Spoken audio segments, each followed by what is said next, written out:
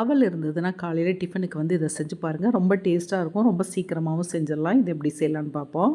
First பேனில் கொஞ்சமாக எண்ணெய் சேர்த்துட்டு எண்ணெய் சூடானோடனே ஒரு பெரிய வெங்காயத்தை சின்னதாக வெட்டி போட்டு வதக்கிடலாம். வெங்காயம் வதங்கிட்டு இருக்கும்போதே ஒரு கொத்து கருவேப்பிலை அதையும் போட்டு வதக்கிடலாம். அதுக்கப்புறம் ஒரு பச்சை மிளகா அதை நீளமாக வெட்டி சேர்த்துடலாம்.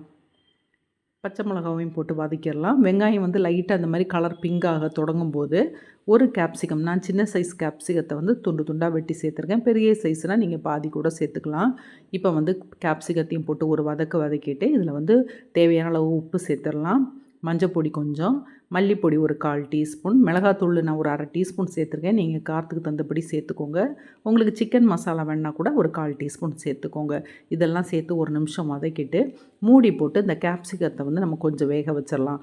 கேப்சிகம் ஒரு பாதி இது வேகணும். வெந்த பிறகு இந்த நடுவில் உள்ள வெங்காயத்தெல்லாம் கொஞ்சம் ஓரமாக தள்ளி வச்சுட்டு இதில் வந்து ஒரு 2 முட்டை உடச்சி ஊற்றிருக்கேன். நீங்கள் வந்து முட்டை எக்ஸ்ட்ரா வேணும்னா நீங்கள் 3 கூட ஊற்றிக்கலாம். நான் 2 முட்டை தான் ஊற்றிருக்கேன். இந்த முட்டையை வந்து கொஞ்சம் பெரிய பெரிய துண்டாக இருக்கிற மாதிரி நம்ம வறுத்துக்கலாம். இது மாதிரி கொஞ்சம் பெரிய பெரிய பீஸாக இருக்கிற மாதிரி வறுத்துட்டு இப்போ எல்லாத்தையும் ஒன்றா கலந்து விட்டுறலாம். இப்போ எல்லாத்தையும் கலந்து விட்டாச்சு. அவலை வந்து நல்லா கழுவிட்டு ஒரு 10 நிமிஷம் ஊற வச்சுட்டு நம்ம தண்ணி வடிகட்டிட்டு இதில் சேர்த்துடலாம். நீங்கள் வந்து வெள்ளை கலர் அவல் இருந்தால் அதை சேர்த்துக்கோங்க, இல்லை சிவப்பு கலர் அவல் கூட சேர்த்துக்கலாம். நான் இன்றைக்கி வெள்ளை கலர் அவல் தான் சேர்த்துருக்கேன். இப்போ அதையும் சேர்த்துட்டு நல்லா கிளறி விட்டுறலாம்.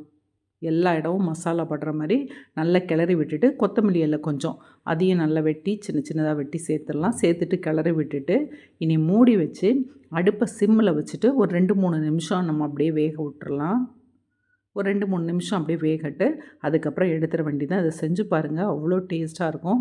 இப்போ குழந்தைங்களுக்கு வந்து லஞ்ச் பாக்ஸுக்கு கூட கொடுத்து விடலாம். செஞ்சு பார்த்துட்டு எப்படி இருக்குன்னு சொல்லுங்கள். இந்த வீடியோ பிடிச்சிருந்தால் லைக் பண்ணுங்கள், சப்ஸ்கிரைப் பண்ணுங்கள். அடுத்த வீடியோவில் பார்ப்போம்.